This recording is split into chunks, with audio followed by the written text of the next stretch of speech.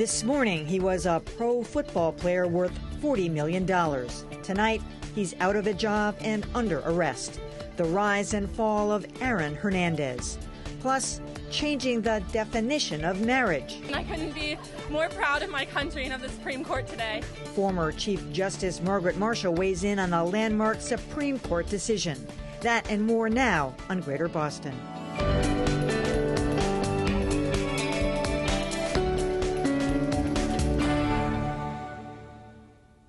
Good evening. After days of police silence, former New England Patriot Aaron Hernandez is now charged with murder. It was a day of dramatic developments that unfolded on live television. Shortly before 9 o'clock this morning, Aaron Hernandez was taken away in handcuffs from his North Attleboro home. His arrest comes 9 days after the body of Odin Lloyd was found in an industrial park just a short walk from Hernandez's home. After being booked at the North Attleboro police station, he was transported to Attleboro District Court, where prosecutors announced the charges against him. Murder, carrying a firearm without a license, possessing a large capacity firearm, 2 counts, and 2 counts of possessing a firearm without an FID card. One of those counts involves ammunition. Aaron Hernandez is now being held without bail, and joining me is Dan Lebowitz from the Sport in Society program at Northeastern University. Welcome, Dan. Thanks for having me. Well, this didn't look good right from the beginning this morning because it was obvious those were state police officers coming to take him away. State police, of course, in this state anyway, they have jurisdiction over all murders except for in the city of Boston, so it looked that it was going to be a murder charge. Yeah, it's very unfortunate because you never want to try anybody in the court of public opinion, and this has been in the paper, obviously, and on the news almost nonstop. And I think, we live in this celebrity culture, and we sort of put people on that platform that we see as celebrities, whether they're athletes, whether they're people running international corporations, whether they're in politics, or whether they're on reality TV. And so, in many respects, if that's the leadership engine that we're looking at, we hope for people that sort of model better behavior.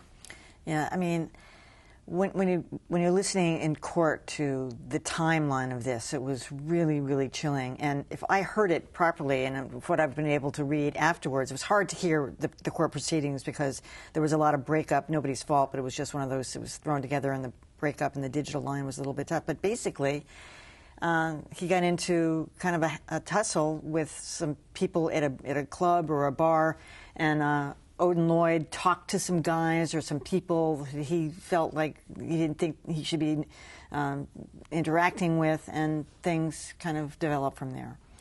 Like I said, it's a shame. It's a shame too. I don't want a lot to get lost only in the celebrity part of it. It's a shame for Odin Lloyd's family and all the things that they have to deal with as well. I mean, in some respects, I think a lot of the community looks at the Patriot organization as woven into the fabric of the community. In many respects, that weaving into the fabric creates a collective community for all of us, whether we have different racial backgrounds, different ethnicities.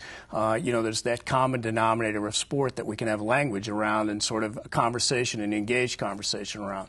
This obviously is an abhorrent outgrowth from, that changes the way that fabric is affected. I mean, you look at the way that Aaron Hernandez, if this is true, carried his personal brand and how much damage that does to sort of the brand of the Patriots, sort of the brand of that community. I mean, I think that's one of the questions that just seems so incredulous to everybody. It's like, guys making $40 million. I mean, who can even identify with that except if you are a celebrity or a big-time sports guy?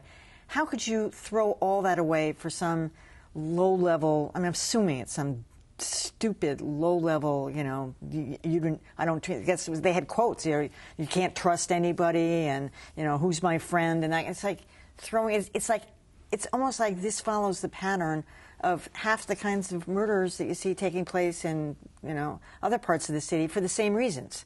Loyalty, sometimes it's drugs, but distrust, gang stuff. It's almost the same. I think that there's a problem. You know, for me, I always look at something like this larger than the context of sport. I look at it, how do we acculturate young boys in our country? How do we acculturate young boys into being men? What do we define manhood as? What is the construct of manhood? Is manhood only to be, I can beat you up, or I can, you know, if you wrong me, I will do you wrong? I think that, you know, we do a bad job around the sort of a leadership education platform or a format in terms of acculturating boys into manhood. We don't talk about kindness. We don't talk about intellectualism. We don't talk about respect for women. We sort of put it in a framework, or am I tougher than you? And then we've defined toughness as beating somebody up, or the ability maybe of shooting somebody. But maybe toughness is actually being loving. Maybe toughness is figuring out ways to be a better role model. And so, you know, I always look at something like this like a teaching moment. It could be someone that wasn't an athlete. I feel bad for the Crafts, who I think run a model organization. I feel bad for them in terms of the fact that, you know, they've taken on some tough athletes before. Sports are, you know, in many respects, can be tough. But, you know, if you look at the Michael Vick example in Philadelphia, you know, he was allowed a redemption platform and he rehabilitated himself. And so I don't... And Ray Lewis, but you could argue he got away with it.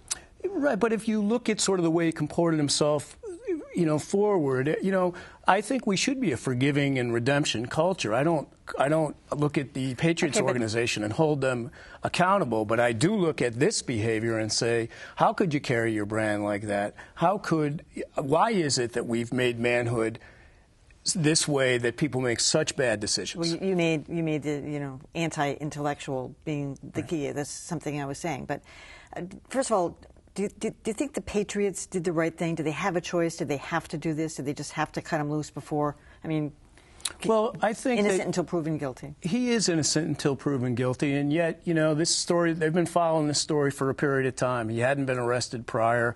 They're, you know, on their side of the coin, they're thinking, you know, they want the Gerard Mayos of the world to be the symbol of their place, or they want the Tom Bradys, or, you know, people that have been leaders for their organization. And so, you know, I think that they see a responsibility to the community, like I said. And so, you know, I think they had allegiance to Aaron Hernandez. They drafted him when he seemed to have somewhat of a troubled past. They supported him. They're a very supporting organization. I think that in this instance, they were left, you know, they're also a pillar of this community. And they're sort of, you talk about a leadership engine, or at least a model organization, you know, everyone's sort of watching the Patriots and idolizing their players. I think they did what they needed to do in terms of sort of a takeaway lesson for people that watch their organization and idolize their players.